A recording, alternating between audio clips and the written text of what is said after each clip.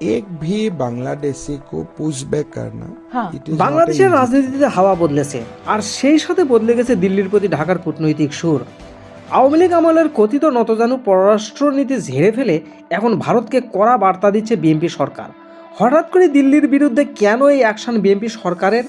এটি কি রাজনৈতিক কৌশল নাকি নতুন করে কোনো নাটক চলছে, জানবো আজকের এই বিশ্লেষণে।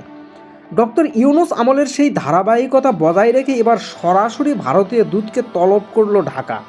ঘটনার সূত্রপাত ভারতের আসামের মুখ্যমন্ত্রী হেমন্ত বিশ্ব শর্মার একটি সাক্ষাৎকারকে কেন্দ্র করে।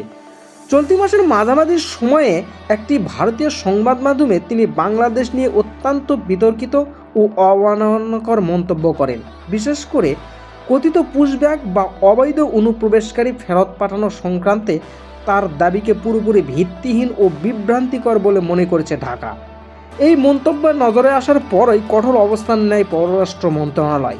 বৃহস্পতিবার বিকেলে ভারতের ভারপ্রাপ্ত হাইকমিশনার পাওয়ান বারেকে তলব করা হয়। মহাপরিচালক ইশরাত জাহানের দপ্তরে ভারতীয় দূতকে ডেকে নিয়ে একটি আনুষ্ঠানিক প্রতিবাদপত্র ধরিয়ে দেওয়া হয়। ঢাকা স্পষ্ট জানিয়ে দিয়েছে, কোনো তথ্য প্রমাণ ছাড়াই এমন স্পর্শকাতর মন্তব্য দুই প্রতিবেশী দেশের সম্পর্কের জন্য মোটেই সহায়ক নয়। যে কোনো অমীমাংসিত ইস্যুতে আন্তর্জাতিক নিয়ম ও দ্বিপাক্ষীয় কাঠামোর বাইরে প্রকাশ্যে এমন কথা বলা কূটনৈতিক শিষ্টাচার বহির্ভূত। ভারতীয় নেতাদের প্রতি ঢাকার আহ্বান, ভবিষ্যতেই এমন মন্তব্য থেকে বিরত থাকুন, যা দুই দেশের সম্পর্ককে নেতিবাচক প্রভাব ফেলতে পারে। বিশ্লেষকরা বলছেন, বিএনপি সরকার ভারতকে বুঝিয়ে দিচ্ছে যে দ্বিপাক্ষীয় সম্পর্ক এখন সমমর্যাদার ভিত্তিতে হবে।